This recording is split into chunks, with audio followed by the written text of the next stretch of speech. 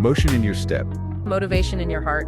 Hello, and welcome to today's Motion and Motivation podcast. We've put together a study guide for everyone. If you need it, you can grab it from the video description. Ready for a deep dive? You know, into the world of friends, fame, and, well, recovery. Sounds good. We're diving into Matthew Perry's memoir, Friends, Lovers, and the Big Terrible Thing. And gotta say, this isn't your average, shiny celebrity memoir. Right. It's raw. It's actually funny, surprisingly. And Perry really doesn't hold back on anything. It's really interesting how he uses that classic comedic voice of his to tackle some pretty heavy stuff, Totally. Reading it is like, it's like you're getting a glimpse behind Chandler Bing's, witty facade, and you see these really real struggles with addiction and self-doubt that Perry was going through. It's like he's saying, hey, you think your life is tough? Try being a millionaire TV star who can't even feel anything but numb. Yeah. He even jokes, in the dictionary under addict, there should just be a picture of me looking around, totally confused. It's kind of disarming how self-aware he is, right? Absolutely, yeah. He owns his truth throughout this whole book. And instead of, just skimming over the hard stuff, he leans right in, even when it's, not flattering. And he gets right into it right from the beginning, starting with his childhood. And let me tell you, it sounds more like a Hollywood drama than, a sitcom setup. Oh, totally, yeah. Picture this, okay? Little Matthew Perry, 5 years old, shuffled back and forth between his divorced parents, U.S., Canada, basically an unaccompanied minor on these flights. Wow. He even says, it messed him up. I mean, talk about like a recipe for feeling insecure and just craving validation, things he seemed to crave his whole life, really. And you can see how those early experiences of abandonment really played into his struggles later on with addiction and that feeling of not being enough. Yeah. Perry himself even makes that connection throughout the book. He does. It's like this constant search for that missing piece, that feeling of belonging and wholeness that always felt just out of reach. Okay, but get this. His parents, their love story.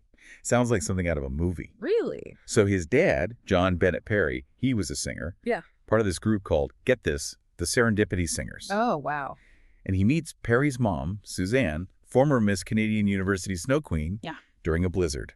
You're kidding. Talk about a meet cute. Wow. That's incredible. You'd think it'd be like a scene straight from a Hollywood romance or something. Right. But Carrie, he kind of shatters that fairy tale, pretty quickly. He does. He writes about how their relationship, it wasn't, all sunshine and roses. He hints at infidelity, suggests, that addiction ran in the family. Yeah. He even says at one point, I didn't stand a bleep chance. And he's brutally honest about those early experiences with drugs and alcohol. Yeah. He talks about being given phenobarbital as a baby, And then at 14, he has his first drink. And even pinpoints this as a turning point. He says, within minutes of finishing that drink, something happened to me. I had never been happier than in that moment. Wow. But it's chilling at the same time, right? Because you can just see that seed of addiction being planted right then and there. It's true. You can almost feel the weight of that realization, as he's describing it. Yeah. He even uses the term anhedonia, which basically means, the inability to experience pleasure. And for Perry, it seemed like that inability, that numbness, it became the driving force behind his addiction. Right. It wasn't so much about chasing a high, but more like he was trying to escape this constant sense of emptiness. It's heartbreaking because it's so clear that he recognizes this cycle that he's caught in, even as it's happening. Yeah. This isn't someone who's like oblivious to the damage that's being done. Exactly. And you see that cycle, that push and pull of addiction. It plays out again and again throughout his life. It does. From those early experiences with alcohol all the way to his struggles while, filming Friends.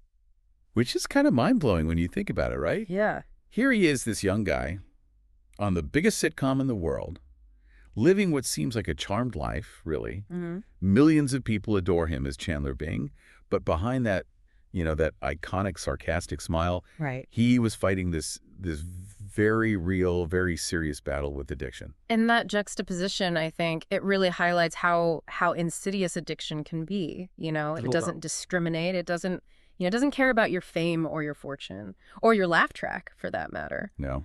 Perry even asks this really chilling question in the book. He says, if I hadn't been on Friends, would a doctor have stopped at 3 minutes? Did Friends save my life again? Wow. It really makes you think about the immense pressure he must have been under. The weight of those expectations and how that just, fueled his struggles. And it wasn't, just the pressure of the show itself. Perry talks about how fame became this double-edged sword in a way. Right. Like, on the one hand, it brought him so much joy and financial security and a level of, recognition that most people can't even imagine. Of course. But then on the other hand, it cast this long shadow over everything else he did. Yeah, he even says at one point, I was so good at something, yet I was being penalized for it.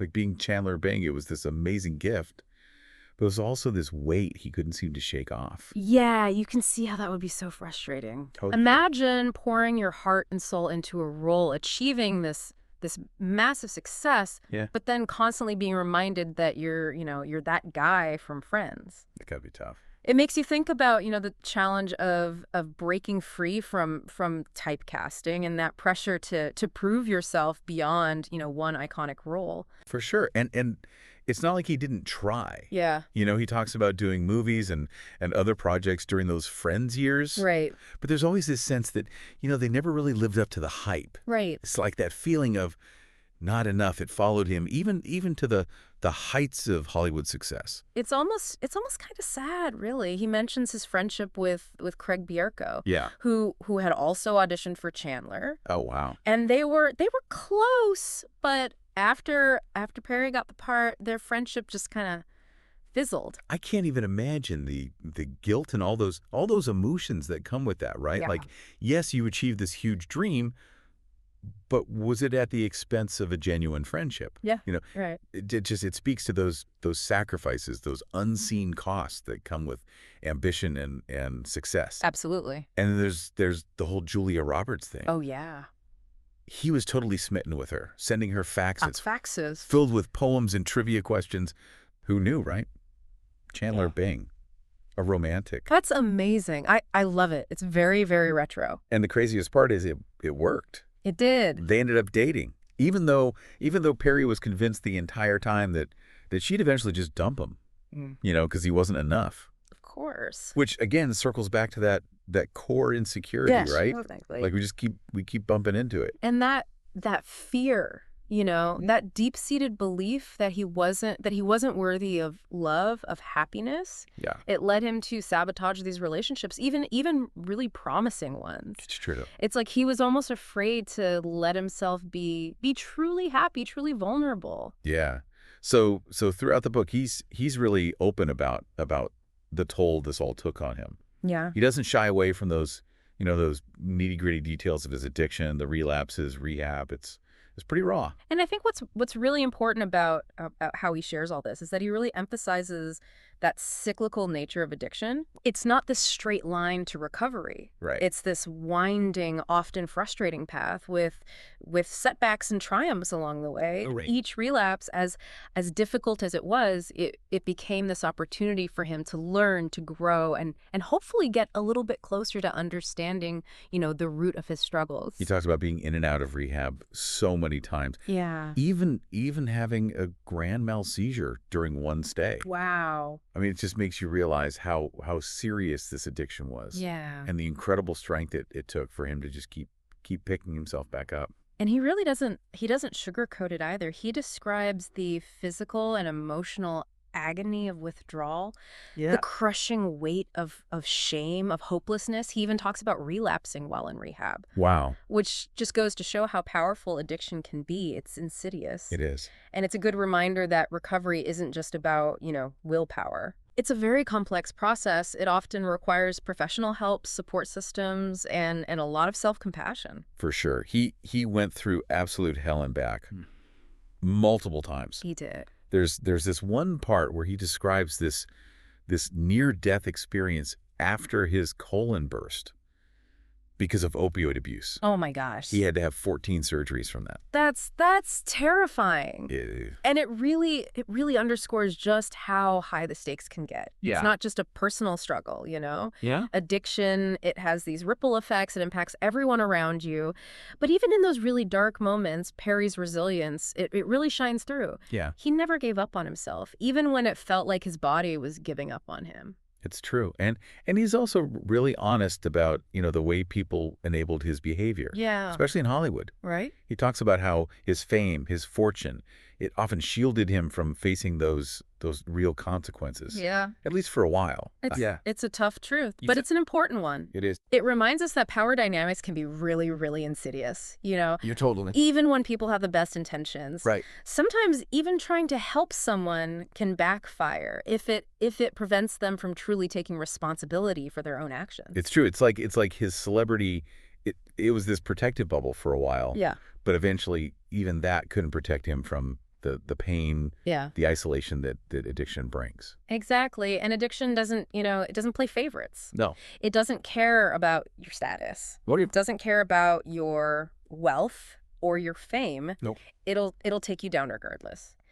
But, and this is the hopeful part, Perry's story also shows that recovery is possible. It is. Even for someone who has been through as much as he has. And it's not even just about, getting sober. Right. It's about finding meaning, finding purpose on the other side of addiction. Absolutely. He talks about writing. Yeah. Creating a TV show called Mr. Sunshine, and even a play called The End of Longing. He clearly wanted to express himself in different ways, explore these new avenues, beyond acting. That's such a common theme for people in recovery. Is it? That desire to find something that gives their life meaning, fulfillment beyond their past struggles. It's about reclaiming your story, defining yourself, beyond the label of addict. It makes sense. And he didn't keep this journey to himself. No. He became a real advocate for drug courts. Oh, wow. Working to help people struggling with addiction get treatment, instead of jail time.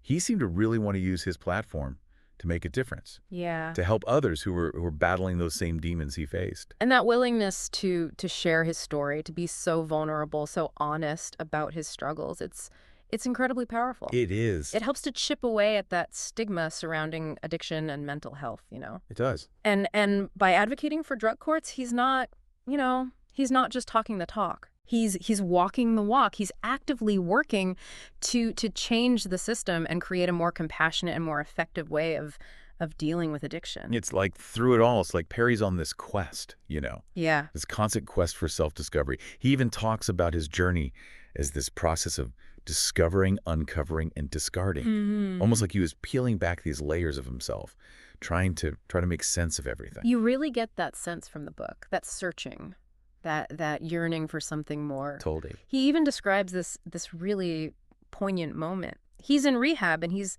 watching a moose and her calves wander through the snow. Wow. And he has this realization. He says, I didn't matter, not in any great cosmic sense. Wow. I was just one more human being spinning in infinite circles. It's like this moment of like existential reckoning, like realizing how small he is in the grand scheme of things. Right.